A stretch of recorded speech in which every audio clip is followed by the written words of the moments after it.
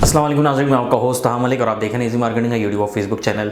नाज़रीन, एक अच्छे घर की तलाश करना आसान काम नहीं बल्कि मुश्किल मरहला है। इस मरहले से कैसे गुजरा जा सकता है, किन बातों का ख्याल रखना चाहिए और किन फैक्टर्स पे डिपेंड होते हुए आपको उस घर की सिलेक्शन करनी चाहिए, ये तमाम बातें आज की इस वीडियो में हम करने जा रहे हैं। सबसे पहले आपको बताता चलूँ कि एक अच्छे घर की तलाश में आपको एक अच्छी लोकेशन की तलाश करनी चाहिए। एक अच्छी लोकेशन तलाश करने से मुराद ये है कि उसके नज़दीकी तमाम फैसिलिटीज़ मौजूद है या नहीं है, रोज़मर्रा की ज़रूरियात पूरी करने के लिए करीब में मार्केट मौजूद है या नहीं है, किसी भी इमरजेंसी सूरत हाल से निपटने के लिए हेल्थ केयर की फैसिलिटीज़ मौजूद है या नहीं है, और अपने बच्चों को स्कूल या कॉलेज भेजने के लिए नज़दीकी एजुकेशन की फैसिलिटीज़ मौजूद है या नहीं है। उसी के साथ साथ वो लोकेशन सिक्योर है या नहीं, वहाँ पर स्ट्रीट क्राइम जैसे सिलसिला ही तो नहीं है। अगर ऐसा है तो आपको थोड़ा होशियार रहना चाहिए। साथ ही साथ लोकेशन सेलेक्ट करने के बाद दूसरा सिलसिला लीगल पर्सपेक्टिव का आ जाता है। लीगल पर्सपेक्टिव से मुराद ये है कि जिस जगह का इनेकाद आपने किया है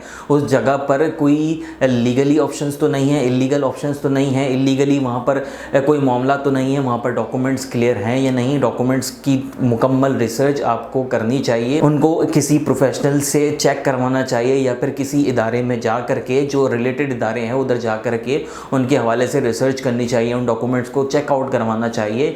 और ये मामला एक प्रोफेशनल से भी डिस्कस करने चाहिए, किसी प्रोफेशनल को भी इन डॉक्यूमेंट्स को दिखाना चाहिए, क्योंकि ये डॉक्यूमेंट्स ऐसे डॉक्यूमेंट्स होते हैं जिनमें छोटी सी छोटी चीज़, बारीक से बारीक चीज़ इन डॉक्यूमेंट को इलीगल बना देती है। और ये बारीक चीज़ें किसी भी आम आदमी की पकड़ से बाहर होती हैं। तो एक आम आदमी को किसी प्रोफेशनल से रब्ता करना चाहिए ताकि प्रोफेशनल इन चीज़ों को देखें और इन तमाम मामलात को देखते हुए आपको गो ऑन का सर्टिफिकेट दें और आप वहाँ पर इन्वेस्टमेंट कर सकें। लीगल पर्सपेक्टिव क्लियर करने के बाद अगर आप कोई ऐसी प्रॉपर्टी ख़रीदने जा रहे हैं जो फ्लैट है या फिर किसी बिल्डर की जानिब से बनाकर दी जा रही है, तो आपको उस बिल्डर के हवाले से रिसर्च करनी चाहिए। उस बिल्डर की प्रीवियस प्रोजेक्ट्स में जाना चाहिए, वहाँ पर जाकर के रिसर्च करना चाहिए कि उन्होंने क्वालिटी ऑफ वर्क कैसा वहाँ पे करके दिया है, टाइम पर उस कंस्ट्रक्शन को मुकम्मल किया है या नहीं है, वहाँ पर जो लोगों से वादे किए गए थे वो वादे पूरे किए गए हैं या नहीं किए गए, या फिर आप किसी फ्रॉड का हिस्सा बनने जा रहे हैं। इन तमाम फ्रॉड से, इन तमाम मामला से बचने के लिए आप बिल्डर्स के प्रीवियस प्रोजेक्ट्स में जाके, पास्ट एक्सपीरियंस में जा कर के उन तमाम चीज़ों को क्लियर कर सकते हैं। साथ ही साथ आपको यहाँ पर इस लोकेशन पर यूटिलिटी फैसिलिटीज़ के हवाले से भी देखना चाहिए कि आपके घर बनाने के बाद आपको गैस, बिजली और जो बेसिक सहूलियात हैं वो मिलेंगी या नहीं।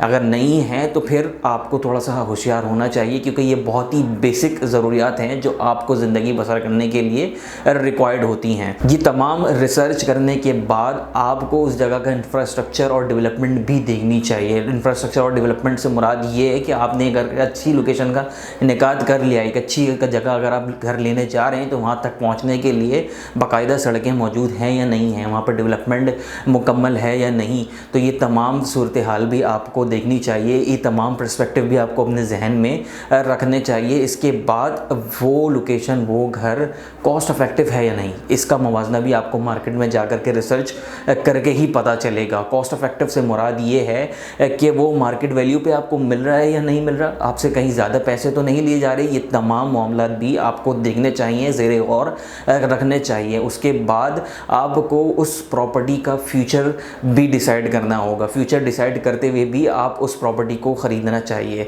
क्योंकि अगर कोई प्रॉपर्टी ऐसी है जो आगे जा कर के नुकसान में आपको बेचनी पड़े, डेप्रिसिएशन में आपको बेचनी पड़े, उस दर एप्रिसिएशन ना हो, वैल्यू बढ़े ना, तो फिर ऐसी प्रॉपर्टी से थोड़ा होशियार होना चाहिए। और ये तमाम मामला देखने के लिए, फ्यूचर डिसाइड करने के लिए आपको देखना पड़ेगा कि करीब में कोई इंडस्ट्रियल एरिया तो नहीं है, करीब में कोई कच्ची आबादी या कोई इस तरीके से सिलसिला तो नहीं है, क्योंकि ये वो फैक्टर्स हैं जो आपके घर का फ्यूचर डिसाइड करते हैं और आने वाले वक्तों में आपके घर की वैल्यू को डिसाइड करते हैं। ये तमाम पर्सपेक्टिव क्लियर करने के बाद ही आपके लिए एक अच्छे घर की तलाश मुमकिन हो सकेगी। आज के लिए इतना ही। अपने होस्ट ताहा मलिक को दीजिएगा इजाज़त। अल्लाह हाफ़िज़।